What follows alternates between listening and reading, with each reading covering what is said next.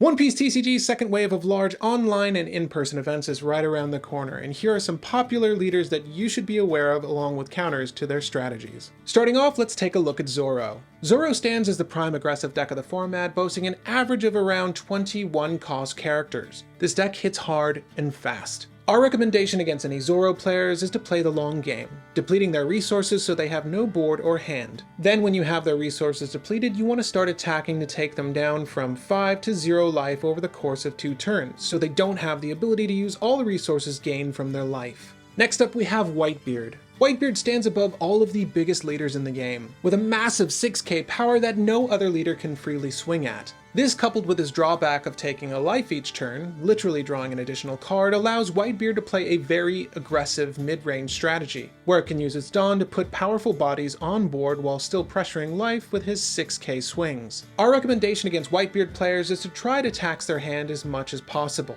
Make sure you're swinging an average of 7 to 8k as much as possible. Leaving them with 0 life but 10 plus cards in hand will assuredly leave you in a tough spot. Next up we have Kinemon. Kinemon is one of the more consistent decks in the format. Having 2 very strong search engines in Momo and Bonnie allows you to constantly find and play cards you want on curve. This deck also has one of the scariest curves in the game, being able to play turn 1 Okiku into a turn 2 Yamato. Pair that with the powerful top end of Kazuki Odin and you have a real powerhouse of board control on your side. Our recommendation against Kinemon players is to pressure them. Green's biggest weakness is its lack of 2k counter power, so if you can get some early chip damage and get around their blockers, a final big attack will close the game out. Next up we have Law. Law is by far and away one of the more challenging decks to pilot correctly. However, it is the most rewarding if you can. Law is the closest thing we have to a combo deck in this game, as its whole game plan is to utilize its leader's powerful Shambles ability to constantly be swapping in and out on play effects for blockers or powerful attackers to pressure the opponent. Our recommendation against Law is to control their board. Law's biggest issue is unlike most decks. He doesn't have a powerful top-end bomb.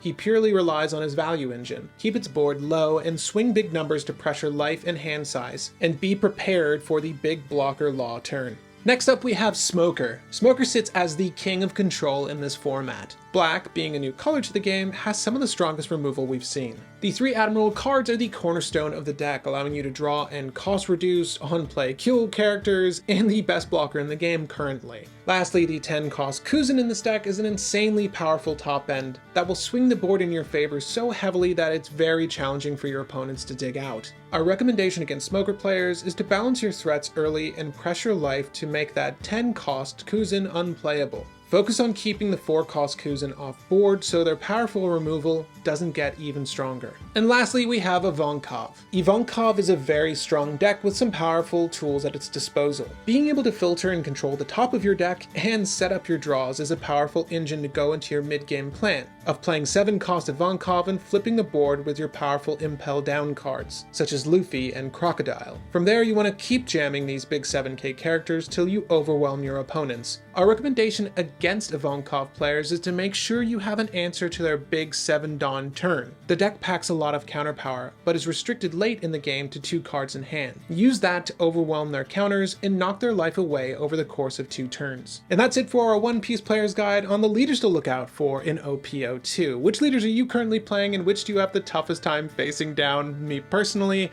it's always Whitebeard. For some reason, I have the toughest time with Whitebeard, but let us know in the comment section down below. And for more news and coverage on your favorite TCGs, subscribe to LGG, and feel free to send this video along to the next player with a like. Thank you guys.